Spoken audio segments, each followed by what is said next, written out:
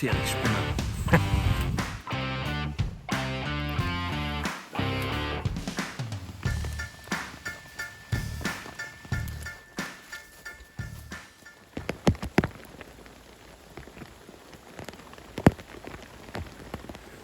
Klitzekleine Kleinigkeit, die ich ein bisschen unter den Teppich gekehrt habe. Eine Petitesse, brauchen wir gar nicht drüber reden. Aber sobald du die Wand berührst, wirst du nass. Weil die ist halt vollgesogen mit dem Wasser. Das Wasser läuft auch gut ab. Aber sobald ein Gegenstand davor kommt, sickert das Wasser sozusagen an dem Gegenstand runter. Das ist relativ wichtig, wenn man in dem Schlafsack drin liegt und gegen die Wand rollt. Was in so einem kleinen Zelt relativ häufig der Fall ist. Deswegen ist der Schlafsack jetzt auch nass. Das war aber der Versuch auf jeden Fall wert. Trocken kriegen wir das jetzt so wohl nicht mehr.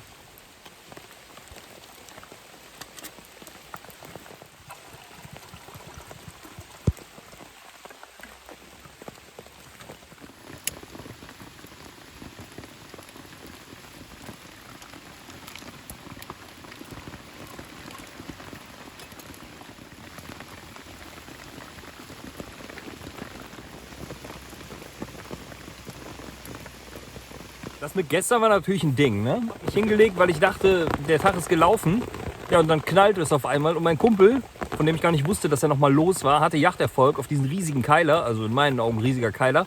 Er wog aufgebrochen 78 Kilo. Bist du gut und gerne bei 120 Kilo. Kampfgewicht. Beziehungsweise entseeltes Gewicht, was du dann aber auch vom Acker ziehen musst. Und das ist richtig Arbeit. Haben wir den nach unten gebracht, aufgebrochen. Und dementsprechend kurz war dann auch die Nacht. Und ja, aber unverhofft kommt oft. Ich habe mich riesig gefreut für ihn. Das ist ein tolles Stück gewesen. Und ja, mal sehen. Vielleicht kriegen wir noch das eine oder andere von der Verarbeitung mit. Also nicht Fleisch, sondern filmtechnisch, meine ich. Dies hier ist jetzt sozusagen die Untensicht. Auf der linken Seite hatten wir keinen Poncho aufgelegt. Das heißt, hier hat es die ganze Nacht drauf geregnet. Und dementsprechend nass ist das Ganze auch. Wohingegen auf dieser Seite wir den Poncho gerade weggezogen haben. Und hier ist noch alles trocken. Wenn ich dies Ganze jetzt also bewerten müsste, weil ihr würdet mich fragen oder heute ist Sonntag, dann würde ich sagen, das Ganze hat natürlich Vor- und Nachteile. Ganz klarer Vorteil ist in meinen Augen, es ist schweinegeil. Ich kann das gar nicht erklären. Allein dieses behagliche hier drin zu liegen, diese Stoffplane, der Geruch. Es ist einfach ein geiles Teil irgendwie. Es ist so richtig, es ist zwar ein altes Bundeswehrzelt, aber irgendwie verbinde ich damit auch so ein bisschen so Western, Gypsy. Wisst ihr, wie ich meine? So, das ist auch wieder so Red Dead Redemption Style. Ich liebe es einfach. Richtig, richtig geil. Zweiter entscheidender Vorteil ist, dass man hier in der unmittelbaren Nähe auch ein Feuer entzünden kann. Und das Zeug fängt nicht sofort Flammen und vor allem kriegt es keine Löcher durch die Funken. Nachteil an der Sache ist natürlich das Gewicht. Also so eine Tour, hier die 154 Kilometer, die ich mal gemacht habe, schaut da gerne mal rein, würde ich mit der Ausrüstung gar nicht schaffen. Also zumindest nicht in der Zeit. Also nicht mit dem Spaßfaktor. Das wäre eine richtige Quälerei und Schlepperei. Das Ding ist natürlich schwer. Und zweiter Nachteil, es ist etwas aufwendig aufzubauen. Dafür steht es allerdings auch wieder, Vorteil, freistehend. Ich brauche keine Bäume, weil ich hier die Stangen habe. Gerade das Grüne, ich hasse ja Flecktarn. Leute, die immer in Tarnklamotten in den Wald gehen, die machen sich lächerlich. Das stellt sich doch alles ad absurdum. Wir gehen doch hier campen. Wir sind doch hier nicht im Krieg. Also ich kann es einfach nicht nachvollziehen, wenn Leute Tarnfarben im Wald haben. Bundeswehrausrüstung und Tarnfarben im Wald. Ich hasse solche Typen.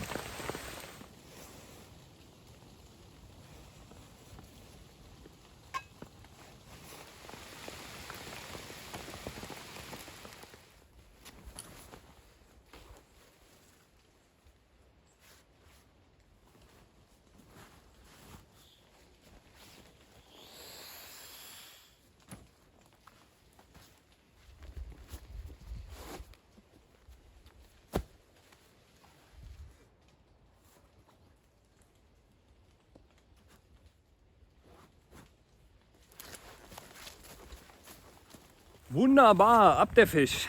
Ja, da war doch schon mal viel Schönes bei. Der Rucksack ist jetzt um einiges schwerer. Klar, es ist ja auch alles klatschnass. Ein kleiner Snack. Schaut euch das hier an.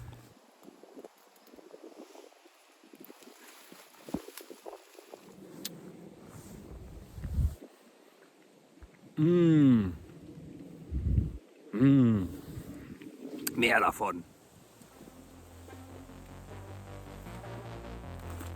lecker. Also das dringlichste Problem, was ich habe, worum ich mich unbedingt kümmern müsste, ist meine nasse Ausrüstung. Der Schlafsack muss unbedingt trocken werden und das Zelt natürlich auch so ein bisschen. Auf jeden Fall wäre es jetzt wichtig, aus dem Wald rauszukommen in den Randbereich, wo ein bisschen der Wind geht. Das gibt mir ja die Möglichkeit, den ganzen Scheiß zu trocknen.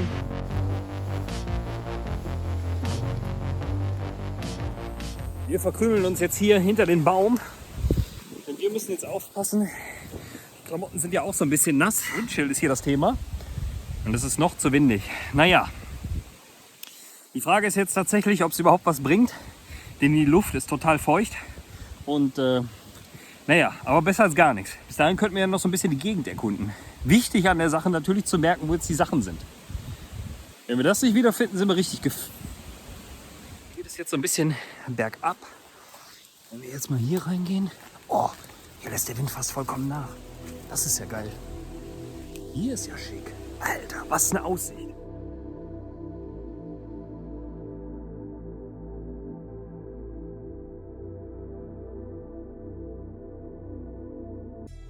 Unfassbar, ich will jetzt nicht durchdrehen, aber dieser Ort, der hat irgendwas. Irgendwas hat der. Der Baum ist kaputt, das sehe ich selber, aber irgendwie... Ich weiß nicht. Ha, Esoterik-Spinner.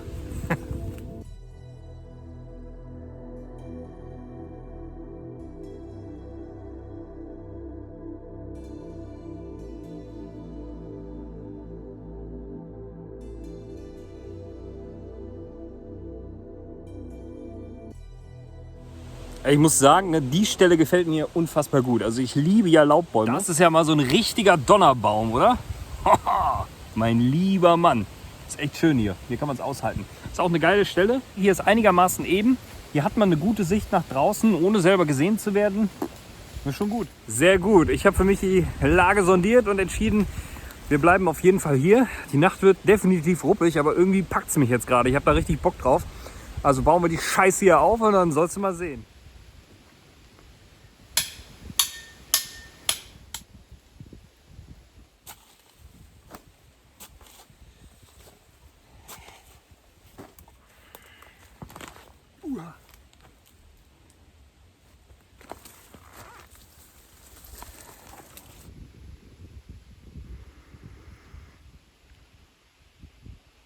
Das ist ein richtig bescheuerter Anfängerfehler.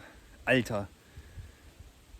Ich meine, das war jetzt ein kleiner Baum, ne? Aber wenn der dir die Nacht auf die Rübe fällt, tut er trotzdem weh. Beim Aussuchen eines Lagerplatzes auf Totholz achten. Ja, aber ich hoffe, das war's jetzt.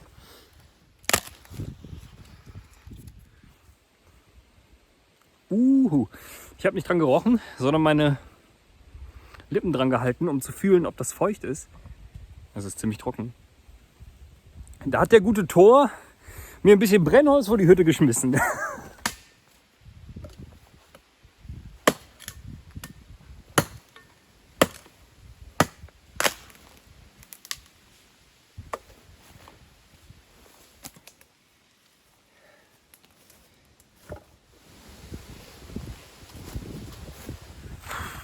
Leute, ich habe richtig Knast, ey. Mir hängt der Magen an den Kniekehlen.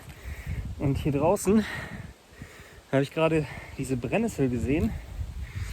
Und hier diese Samen, die kann man essen. Die schmecken so leicht nussig. Besser als nichts, ne? Ja, die ganze Aktion war jetzt so ein bisschen Trick 17 mit Selbstüberlistung. Ich habe eigentlich nicht damit gerechnet, noch eine zweite Nacht draußen zu bleiben. Aber irgendwie hat es mich total gepackt. Und ich habe richtig, richtig Bock.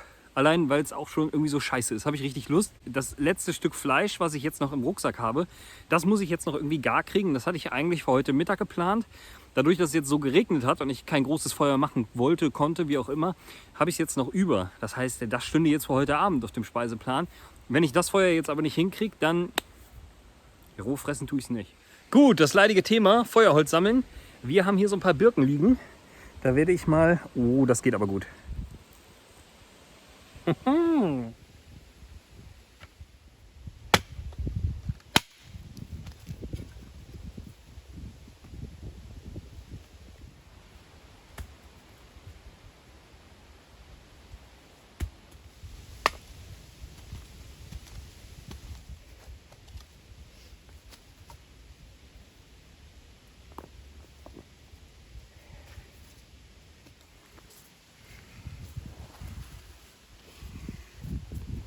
Worauf ich achten muss, ist eine ordentliche Hitzeentwicklung. Und das Beste dafür ist der Kamineffekt. Und genau das möchte ich jetzt probieren mit diesem Dakota Firehole, sagt man so. Macht man hier eine Zuluft, dass sozusagen der Sauerstoff von unten an die Flamme strömen kann und das Ganze dann nach oben heiß abbrennt. Dass, wenn ich das einmal in Gang habe, dass ich dann auch hoffentlich genug Bums und Hitzeentwicklung habe, um das Holz vorher zu trocknen, damit es dann noch anständig brennt, weil ansonsten wird das nichts.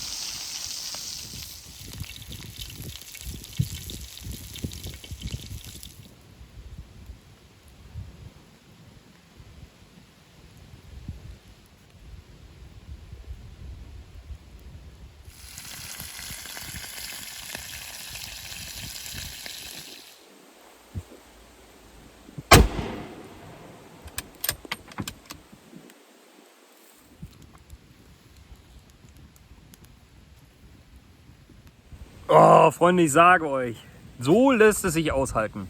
Aber ich möchte mir schon das Frühstück vorbereiten. Schauen wir mal, ob es klappt. Ich zeige euch, was ich meine.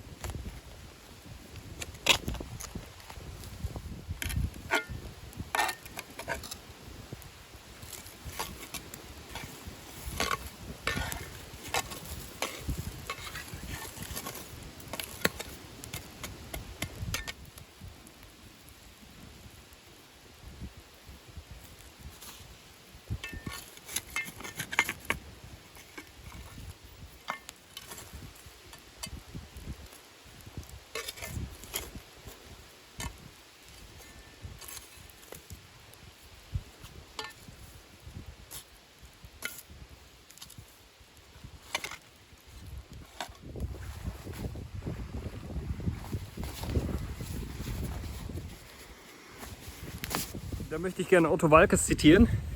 Dr. Sauerbruch beim Betrachten einer Kniekehlenverletzung mit den Worten, na das kann ja Eiter werden. Oh, ich sage euch, Freunde, jetzt bin ich jetzt aber leid. Generell, die Wärme hier drin ist ziemlich gut. Das Restfeuer von draußen, keine Ahnung. In einem Wort, scheiße behaglich. Scheiße behaglich, ein Wort. Naja, lange Rede, kurzer Sinn. Ich habe genug für heute. Ich denke, ich werde jetzt die Äuglein schließen. Schauen wir mal, wie es draus wird. Ich wünsche euch was. Schlaft gut.